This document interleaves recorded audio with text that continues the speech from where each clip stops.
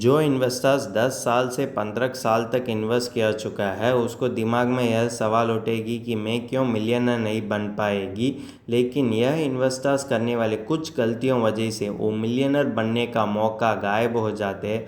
आज इस वीडियो में यह गलतियों के बारे में हम जानकारी लेते हैं। चलो वीडियो शुरू करते हैं। हेलो दोस्तों, welcome to Holistic Investment dot in YouTube channel.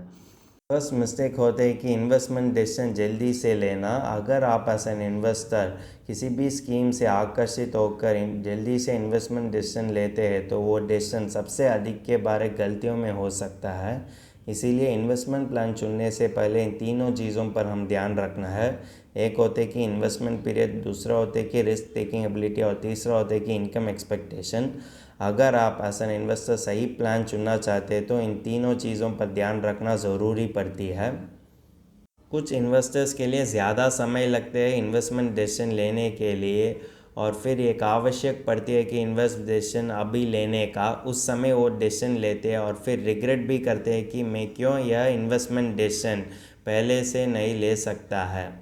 कुछ इन्वेस्टर्स के लिए ज़्यादा समय लगते हैं इन्वेस्टमेंट डिसीजन लेने के लिए और फिर एक आवश्यक पड़ती है कि इन्वेस्ट डिसीजन अभी लेने का। उस समय वो डिसीजन लेते हैं और फिर रिग्रेट भी करते हैं कि मैं क्यों यह इन्वेस्टमेंट डिसीजन पहले से नहीं ले सकता है।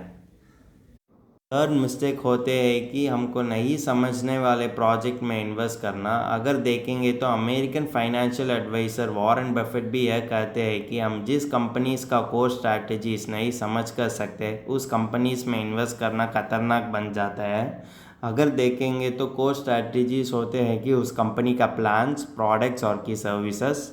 फोर्थ मिस्टेक होता है कि डाइवर्सिफाइंग इन्वेस्टमेंट। कुछ इन्वेस्टर्स डाइवर्सिफिकेशन के बारे में बहुत ध्यान नहीं देते, इसीलिए अगर एक मार्केट क्रैश आए तो उसका इन्वेस्टमेंट नुकसान पड़ जाता है। इसीलिए हम इन्वेस्टमेंट को डाइवर्सिफाई करना ज़रूरी पड़ते हैं। अगर आप तुम्हारा इन्वेस्टमेंट बहुत ज़्यादा डाइवर्सिफाई कर चुका है तो भी तुम्हारा इन्वेस्टमेंट का रिटर्न बहुत ही कम होते हैं। इसीलिए हम फंड मैनेजर के मदद के साथ राइट बैलेंस ऑफ डाइवर्सिफिकेशन करना ज़रूरी पड़ते हैं। इसके वजह से ही हमको हमारा इन्वेस्टमेंट से बहुत ज़्यादा फ़ायदा मिल सकता है। फिफ्थ मिस्टेक होते हैं कि इन्वेस्टिंग एंड फॉरगेटिंग। अगर आप देखेंगे तो कुछ इन्वेस्टर्स उसको पसंद वाली कंपनी में इन्वेस्ट किया जाते हैं और उस पर विश्वास भी रखते हैं कि यह ज़्यादा रिटर्न देते हैं, लेकिन अचानक से एक बार चेक किया तो वो कंपनी लॉस में है और उसके बारे में वो बहुत चिंता लेते हैं। इसीलिए हम बोलते हैं कि हम हमारा इन्वेस्टमेंट हर 3 महीने चेक करना ज़रूरी पड़ती है। सिक्स मिस्टेक होते हैं कि कुछ इन्वेस्टर्स गिरने वैल्यू इन्वेस्टमेंट वैल्यू को उठने के लिए बहुत ज़्यादा इंतज़ार करते हैं। इसके वजह से उसका लॉसेस बहुत ज़्यादा बन जाते हैं और एक अच्छे इन्वेस्टमेंट और फाइनेंशियल प्लान भविष्य काल में भी वो इन्वेस्ट नहीं कर सकता है। अगर देखेंगे तो American financial advisor Bernard M Baruch भी यह कहते हैं कि अगर आप एज एन इन्वेस्टर एक गलती बन चुका है तो उसको पहले से रोकना चाहिए और इसके वजह से तुम्हारा लॉसेस बहुत ही कम होते हैं और कि भविष्य काल में एक अच्छा इन्वेस्टमेंट और कि फाइनेंशियल प्लान में भी तुम इन्वेस्ट कर सकता है। सेवन्थ इन्वेस्टमेंट मिस्टेक होते हैं कि रीसेंट मार्केट ट्रेंड देखकर और कि शॉर्ट टर्म फाइनेंशियल गोल्स के बारे में सोचते हुए लॉन्ग टर्म इन्वेस्टमेंट करना। अगर आपको तुम्हारा लॉन्ग टर्म इन्वेस्टमेंट प्रॉफिटेबल होना चाहिए तो तुम कंपनी का स्टॉक्स, इक्विटी फंड्स और उसको लॉन्ग टर्म परफॉर्मेंस पर जानकारी लेना ज़रूरी पड़ती है। अगर आपको अच्छा लॉन्ग टर्म इन्वेस्टमेंट लेना है तो इन तीनों चीज़ों पर ध्यान रखना आवश्यक पड़ती है। एट इन्वेस्टमेंट मिस्टेक होते हैं कि हाई इन्वेस्टमेंट फ़ीस और उससे जोड़ते हुए हाई एडवाइजरी फ़ीस। अगर आप एज एन इन्वेस्टर किसी भी इन्वेस्टमेंट के लिए एक हाई इन्वेस्टमेंट फ़ीस और कि एडवाइजरी फ़ीस खर्च किया तो तुम्हारा लॉन्ग टर्म प्रॉफिटेबिलिटी पर बहुत प्रभावित हो सकता है। इस स्टॉक में भी यह सिमिलर होते हैं। अगर आप स्टॉक में इन्वेस्ट किया तो ब्रोकरेज चार्ज के लिए खर्च करना ज़रूरी पड़ती है। अगर आप म्यूचुअल फंड में इन्वेस्ट किया तो इन्वेस्टमेंट फिर उसके जोड़ते हुए एडवाइजरी फ़ीस के लिए भी खर्च करना ज़रूरी पड़ते हैं।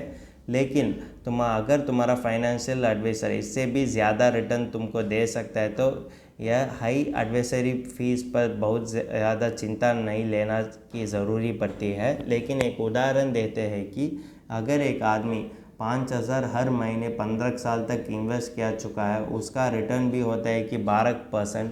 उसको 25,05,000 रुपीज़ 197 मिलते हैं। अगर 1% एक एडवाइजरी फ़ीस वजह से और की हाई इन्वेस्टमेंट फ़ीस वजह से ज़्यादा उठ गया तो उसको रिटर्न भी कम होता है। उसको रिटर्न मिलता है कि 22,91,397। देखते हैं तो डिफरेंस होते हैं कि 2,13,800। इसके वजह से हमको पता जाएगा कि हाई इन्वेस्टमेंट फ़ीस और कि हाई एडवाइजरी फ़ीस हमारा लॉन्ग टर्म प्रॉफिटेबिलिटी को कैसे कम कर सकता है। 9th मिस्टेक होते हैं कि लो मोनेटाइजेशन। ज़्यादा लोग उसको majority of the investment real estate और गोल्ड ज्वेलरी में डालते हैं। यह तो अच्छे ही लगते हैं क्योंकि इसका वैल्यू समय से समय बढ़ जाता है, लेकिन एक इमरजेंसी नीड्स आए तो उसको हम क्विकली मोनेटाइज नहीं कर सकते हैं। इसीलिए हम बोलते हैं कि थोड़ा सा इन्वेस्टमेंट हम एफडी और लिक्विडिटी फंड्स में डालना ज़रूरी पड़ते हैं। अगर एक इमरजेंसी सिचुएशन आए तो उसको हम आसानी से विड्रॉयल भी कर सकता है। 10th इन्वेस्टमेंट मिस्टेक होते हैं कि बिना एनी इन्वेस्टमेंट गोल से इन्वेस्ट करना। यह गलतियों ज़्यादा इन्वेस्टर्स करते हैं। इन्वेस्टमेंट गोल किसी तरह भी हो सकता है, शॉर्ट टर्म, मीडियम टर्म और कि लॉन्ग टर्म।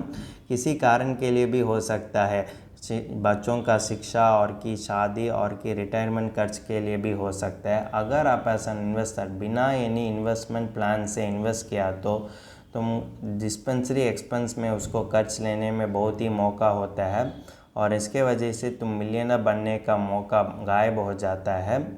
अगर देखते तो अगर आप एज एन इन्वेस्टर यह गलतियों करते हैं तो एक अच्छा फाइनेंशियल एडवाइज़र के साथ कंसल्ट कर दीजिए और उस गलतियों को करेक्ट कर सकते हैं और इसके वजह से तुम सही इन्वेस्टमेंट पाथ चुन कर सकते हैं और तुम भी मिलियनर भी बन सकता है।